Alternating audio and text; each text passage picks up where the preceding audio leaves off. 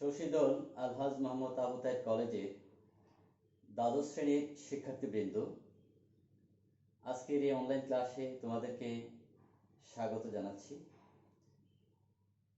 আমি মোহাম্মদ ওবায়দুল হক, প্রভাষক পরিসংখ্যান, শশীদল আলহাজ মোহাম্মদ আবু তাহের কলেজ।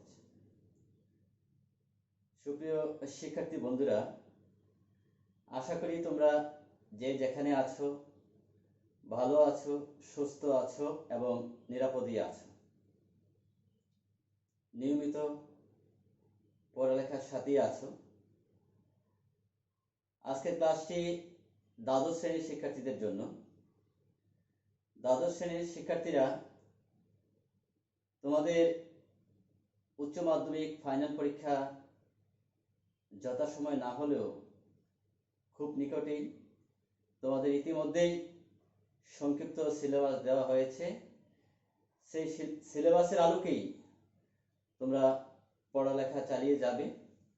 আর আমিও আজকের ক্লাসটি তৈরি করেছি তোমাদের সেই সিলেবাসের আলোকেই। আজকে আমরা যে বিষয়টা নিয়ে আলোচনা করব সেটা হচ্ছে কালীন সারি। কালীন সারির মধ্যে কালীন সারির উপরে ইতিমধ্যে আমি এর আগে আরো 3টি ক্লাস নিয়েছি। আজকে আমরা একটা সৃজনশীল প্রশ্ন আলোচনা করব। সেটা হচ্ছে সৃজনশীল প্রশ্ন কুমিল্লা বোর্ড 2018 সালের প্রশ্নটা। অত্যন্ত গুরুত্বপূর্ণ একটি প্রশ্ন। এই প্রশ্নটা যদি আমরা সমাধান করতে পারি, আমি আশা করব তোমরা এই অধ্যায়ের অনেকটা অংশ এই প্রশ্নটার মধ্যে আছে। চলো আমরা আমাদের আলোচনায় যাই। তোমরা বই খাতা কলম নিয়ে বসো। তোমাদের যে বইটা আমরা অনুসরণ করি সেই বইটা সৃজনশীল প্রশ্ন 2018 কুমিল্লা বোর্ড। প্রশ্নটা কি আমি একটু দেখি। রিপন একটি পণ্যের কয়েক বছরের পণ্য সংগ্রহ করেন। এখানে একটা সারণী দেওয়া আছে, তালিকা দেওয়া আছে, বছর এবং মূল্য। বছর দেওয়া আছে 2011 থেকে 17 পর্যন্ত এবং মূল্য টাকায় দেওয়া আছে 35, 38, 40, 45, 50, 57, 65 এভাবে। এখানে জ্ঞানমূলক যে প্রশ্নটা সেটা হচ্ছে সাধারণ ধারা কি। অনুধাবনমূলক প্রশ্নটা হচ্ছে বাংলাদেশের জলবায়ু পরিবর্তনে কালীন সারির কোন ধরনের ধারা লক্ষ্য করা যায়, ব্যাখ্যা করো। তারপরে প্রয়োগের যে প্রশ্নটা হচ্ছে 3 বছর ভিত্তিক চলমান গড় পদ্ধতিতে সাধারণ ধারা নির্ণয় করো। তারপরে আছে সেটা হচ্ছে 2020 সালের মূল্য 80 টাকা হয় কিনা যাচাই করো। অর্থাৎ 2017 সাল পর্যন্ত এখানে উদ্দীপকের তথ্য দেওয়া আছে। এখন 2018 নাই, 19 নাই, 20-এ কি হবে সেটা এই তথ্যের আলোকে আমরা নির্ণয় করতে পারবো।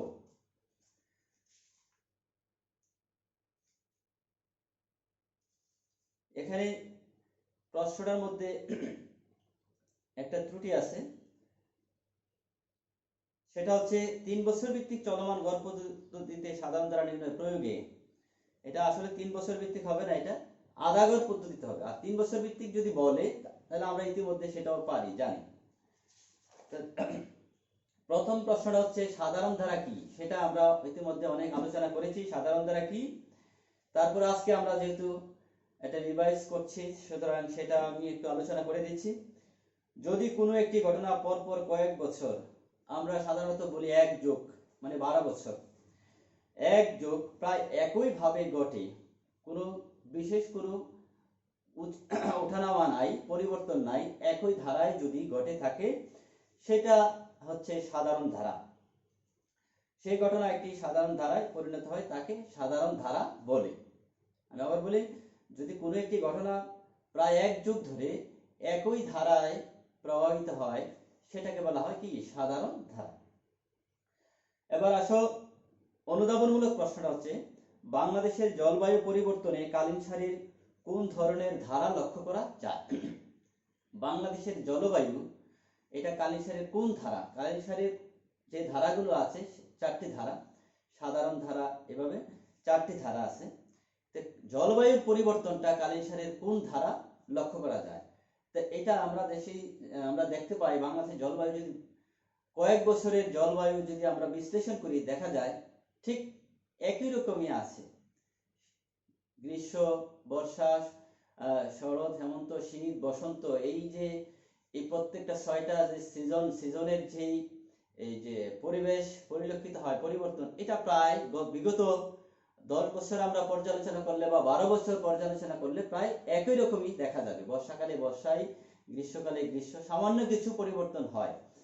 তো এটা তাহলে বোঝা যাচ্ছে যদি বিশেষ কোনো পরিবর্তন ওঠানামা, সেটা হলে অন্য ধরনের। আর এটা যেহেতু একই ধারায় আছে, তাই এটা সাধারণ ধারা পরিলক্ষিত হয়, এটা হচ্ছে জ্ঞান।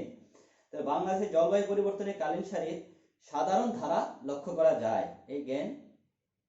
এবার একটু ব্যাখ্যা দিবা, কারণ আমরা জানি যদি কোনো এবার সাধারণ ধারা কি একটু বলে দিবা, বলে দিয়ে বলবা যে বাংলাদেশের জলবায়ু কয়েক বছরের জলবায়ু বিশ্লেষণ করলে আমরা এর পরিবর্তনটা প্রায় একই রকমই দেখতে পাই। অতএব বাংলাদেশের জলবায়ু যে পরিবর্তনটা সেটা কালীন সারির সাধারণ ধারা পরিলক্ষিত হয়। এবার চলো আমরা 3 বছর ভিত্তিক 40 নগর পদ্ধতিতে সাধারণ ধারা নির্ণয়, এটা আমরা পারবো। আমরা এখানে আদাগর পদ্ধতিতে সাধারণ ধারা নির্ণয়, যেটা আমাদের এখানে সমাধানে আছে। আদাগর পদ্ধতিতে প্রশ্নটা যদি আদাগর হয় তাহলে আদাগর করবো, আর যদি 3 বছর ভিত্তিক হয় তাহলে 3 বছর ভিত্তিক 40 নগর পদ্ধতিতে সাধারণ ধারা নির্ণয় করব। করার পর 3 বছর ভিত্তিক আমরা পারি, গত ক্লাসে আমি এটা আলোচনা করেছি। আমরা আজকে এখন দেখবো আদাগর পদ্ধতিতে। আর কয়েক বছর পর, 1 বছর বা 2 বছর, 17 সাল পর্যন্ত তথ্য দেওয়া আছে। যদি 18 সালের বলতো, 19 সালের বলতো, 2020 সাল এখন বলছে, তখন আমরা অবশ্যই এটাকে আদাগর পদ্ধতিতে একটা ধারা নির্ণয় করে আমরা গ্রাফ লিখে আমরা পরবর্তী 1 বছর 2 বছরে সাধারণ ধারা নির্ণয় করতে পারবো। এখন চলো আমরা আদাগর পদ্ধতিতে সাধারণ ধারা নির্ণয় করি।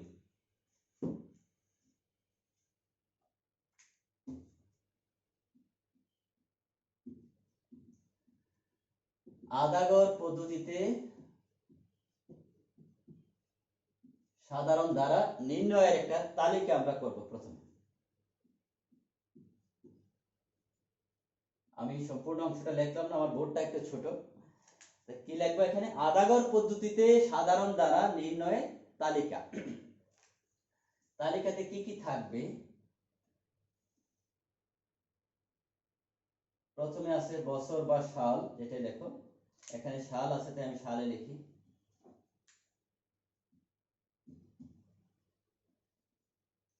তারপরে আছে এইখানে মূল্য দেওয়া আছে, এটা উদ্দীপকে মূল্যটা আছে কিসে? টাকায়। আর তারপরে এখানে হচ্ছে আদাগর। সালগুলো একটু লেখো। 2011,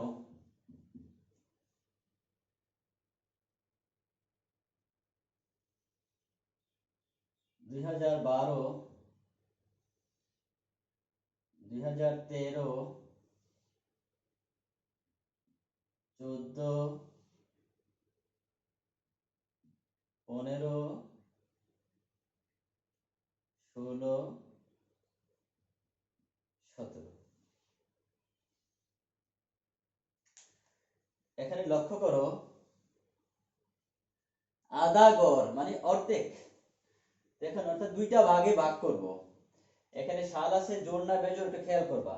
11, 12, 13, 14, 15, 16, 17, 1, 2, 3, 4, 5, 6, 7। তাহলে সালের সংখ্যা কত? বেজোড়, 7 বেজোড়। বেজোড় হলে দুই ভাগ করা যাচ্ছে না। একটি সালকে আমরা কি করব? এই যে দেখো, মাঝের সালটাকে এক্ষেত্রে দুইটা ভাগ, এই পাশে 2 ভাগ, এই পাশে 2 ভাগ, আর মাঝের সালটাকে আমরা ব্লক করে দেব। তথ্যগুলো দেওয়া আছে কি কি? 35, 38, 40, 45, 50, 57, 65। এই যে তথ্যটাকে আমরা দুইটা ভাগে ভাগ করলাম, দুইটা ভাগে ভাগ করলে মাঝের একটি সাল, যেহেতু বেজোড় সাল, যদি জোড় সাল হতো তাহলে দুই ভাগে ভাগ হয়ে যেত। এখানে বেজোড় থাকার কারণে মাঝের সালটি মনে রাখবা শুরুতেও না লাস্টেও না, ঠিক মাঝখানের সালটাকে আমরা ব্লক করে দেব, এটা ক্যালকুলেশনে আসবে না। তা এখন এই মাঝখানের সালটা বাদ দিলে উপরে 3টি সাল, নিচে 3টি সাল, এই 3 সালের তথ্যর গড়, অর্থাৎ এই তিনটা 35, তিনটার গড় কিভাবে বের করে? যোগ করে পদ সংখ্যা দিয়ে ভাগ। এখানে সাল আছে 3টা, এই 3টা সালের মূল্য যোগ করবা, যোগ করে 3 দ্বারা ভাগ করবা। আমি দেখাই দেই, 35 যোগ 38 যোগ 40 যোগ করলে ভাগ হবে কত দিয়ে? 3 দ্বারা। এটা ভাগ করলে পাবো আমরা 37.67। তোমরা ক্যালকুলেটর করবা। আবার ঠিক পরের যে অর্ধেক অংশ, এই যে 2015, 16, 17 সালের যে মূল্য, তাদের সমষ্টি 50, 57, 65 বা 3। লাস্ট 3 সালের মূল্যের গড় এটা হয় 57.33। যদি প্রশ্ন আসতো আদাগর পদ্ধতিতে সাধারণ দ্বারা নির্ণয় করো, এখানে শেষ, তুমি 3 পেয়ে গেলা। আর 3 বছর ভিত্তিক 40 নিয়োগের পদ্ধতিতে আসলে আমরা কিন্তু এটা আগেই পারি। এই 3 বছর ভিত্তিক 40 নিয়োগের পদ্ধতিতে সাধারণ দ্বারা একটা তালিকা আসতো, এই প্রথম 3টা সালের মূল্য যোগ করে লিখবো মাঝের সাল বরাবর, তারপরে একটি সাল বাদ, তারপরে 3টা যোগ করে মাঝের বরাবর, এইভাবে লিখে গেলেই হয়। এটা সহজ, তোমরা পারো। এখন যে গুরুত্বপূর্ণ প্রশ্নটা হচ্ছে উচ্চতর দক্ষতার যে প্রশ্নটা, অর্থাৎ এই সারণীর উপর ভিত্তি করে আমরা কিভাবে 2017 সাল পর্যন্ত তথ্য দেওয়া আছে, 18 সাল বলতে পারতো, 19 বলতে পারতো, 20 বলছে প্রশ্নে, 21 বলতে পারতো, 22 বলতে পারতো, অর্থাৎ পরবর্তী সময়ে এই ধারা অনুযায়ী মূল্যটা কত হইতে পারতো সেটা আমরা কিভাবে নির্ণয় করব। দেখো, এটা আমরা মুছে দিই।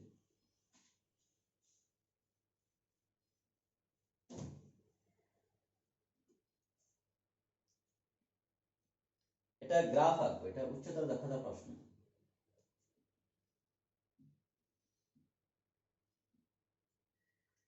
এক্স অক্ষ, ওয়াই অক্ষ। আমার বোর্ডটা কিন্তু গ্রাফ বোর্ড নয়, এটা হোয়াইট বোর্ড। তোমরা এটা এই গ্রাফটা কি করবা, গ্রাফ পেপারে তোমরা এই যে এটা অঙ্কন করবা। এটাও আমরা গত ক্লাসে আলোচনা করছি। তো দেখো, এখানে আমরা সাল, এখানে একটা স্প্রিং দিয়ে দাও। প্রথম সালটা কত ছিল? 2011।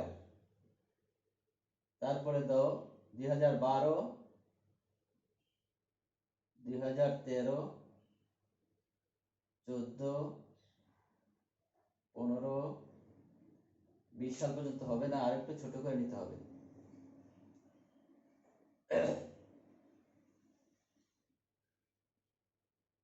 2011, 12, 13, 14, 15, 16, 17, 18, 19, আমরা ধরতেছি এটাই 20। এটা অর্থাৎ গ্রাফ সেটআপটা কিন্তু অত্যন্ত জরুরি, গুরুত্বপূর্ণ। তুমি কত সালে মূল্য নির্ণয় করবা, সেই সাল পর্যন্ত 17 পর্যন্ত আমার তথ্য দেওয়া আছে।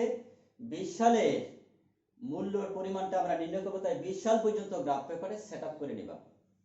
এবার আসো এই পাশেও আমরা একটু বেশি রাখতে হবে, আমাদের খেয়াল রাখতে হবে আমাদের মানগুলো কি অবস্থায় আছে। এখানে 35 মনে হয় সর্বনিম্ন মান, তারপরে সর্বোচ্চ 65 আছে, তাহলে 65 পর্যন্ত বা তার একটু বেশি পর্যন্ত আমরা সেটআপ করব।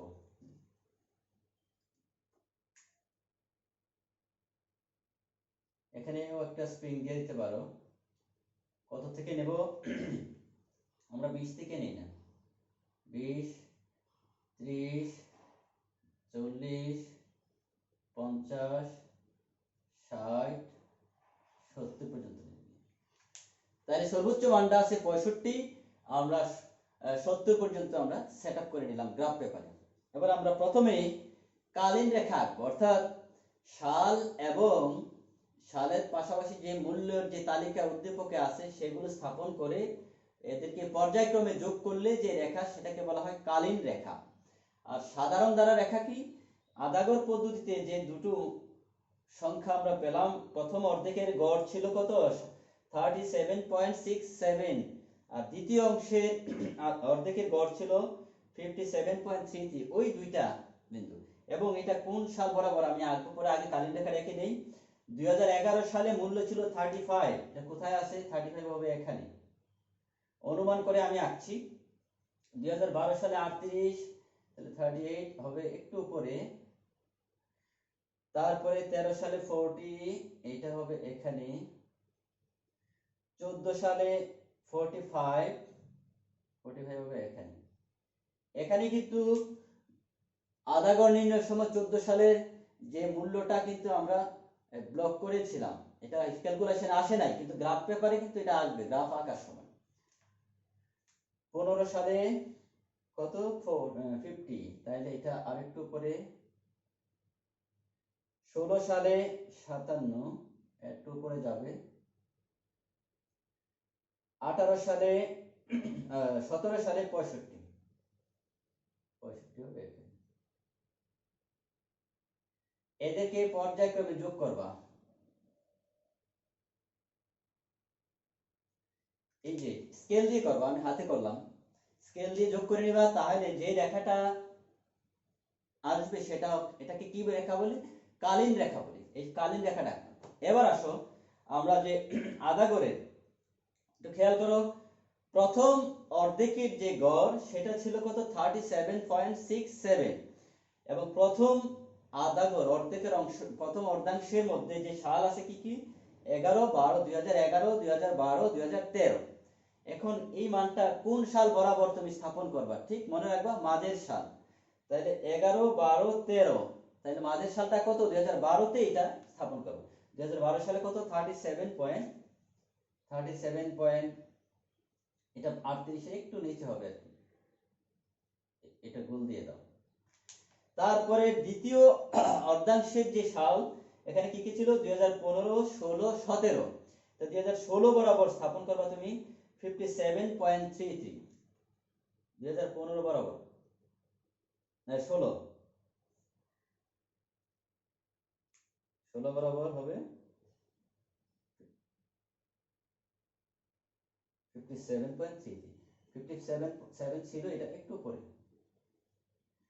এবার এই দুইটা বিন্দু একটা সরল রেখার মাধ্যমে যোগ করবা, যোগ করে আগে যোগ করলাম, যোগ করে এটাকে এদিকে বাড়াইবা, ওদিকে বাড়াইবা, সোজা। প্রথমে যোগ করে নিলাম, যোগ করে বর্ধিত করলাম, বর্ধিত করার পর এই রেখাটা 2020 সাল বরাবর কোথায় আছে,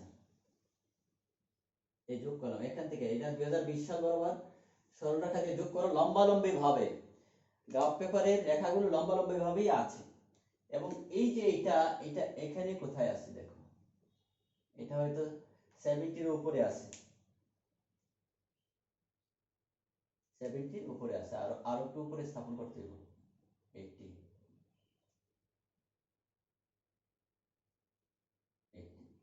তাহলে দেখো এটা কোথায় আসছে, প্রায় 80 এর একটু নিচে আছে। তাহলে 2020 সালে মূল্যটা কত হবে, এই যে 2020 সাল বরাবর মূল্যটা হয় কত, এদিকে মূল্য, এটা কিন্তু সাল আর এগুলো কি মূল্য। 2020 সাল বরাবর দেখো 80 থেকে একটু নিচে আছে, তাহলে 78 অথবা 77 ইত্যাদি হতে পারে, 77.55 ইত্যাদি হতে পারে।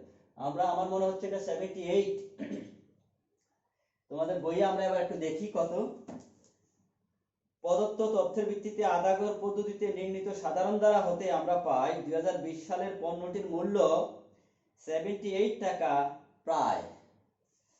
অতএব 2020 সালে পণ্যটির মূল্য 80 টাকার নিকটবর্তী হয়। তারা উদ্দীপকে বলছিল 2020 সালের মূল্য 80 টাকা হয় কিনা, তা 80 টাকা হয় নাই, তবে 80 টাকার কি নিকটবর্তী হয়, এভাবে ব্যাখ্যা দিয়ে দিবা। তো তোমরা নিশ্চয়ই আজকে প্রশ্নটা অত্যন্ত গুরুত্বপূর্ণ প্রশ্ন, তোমরা বুঝতে পেরেছো। এবং এটা তো একটা প্রশ্ন, সৃজনশীল প্রশ্ন, ফাইনাল পরীক্ষায় থাকার সম্ভাবনা আছে। এই অধ্যায়টি সহজ অপেক্ষাকৃত। তা আজকে আমরা কি আলোচনা করলাম? কুমিল্লা বোর্ডের 2018 সালের প্রশ্নটি। তোমরা এই প্রশ্নটি বাসায় আবার অত্যন্ত সুন্দরভাবে সমাধান করবে এবং একটা বাড়ির কাজ দিয়ে দেই।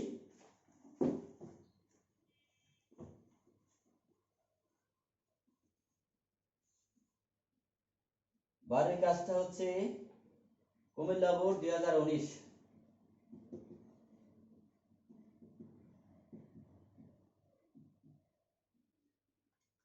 কুমিল্লা বোর্ড 2019 সালের প্রশ্নটা তোমরা বাসায় চেষ্টা করবে সমাধান করতে। আজকে আর বেশি ক্লাসটা দীর্ঘায়িত করছি না, তোমরা ভালো থাকবে, নিয়মিত পড়ালেখা করবে, সাবধানে থাকবে। সবাইকে আবারও ধন্যবাদ জানিয়ে আজকের ক্লাস এ পর্যন্তই। ধন্যবাদ সবাইকে।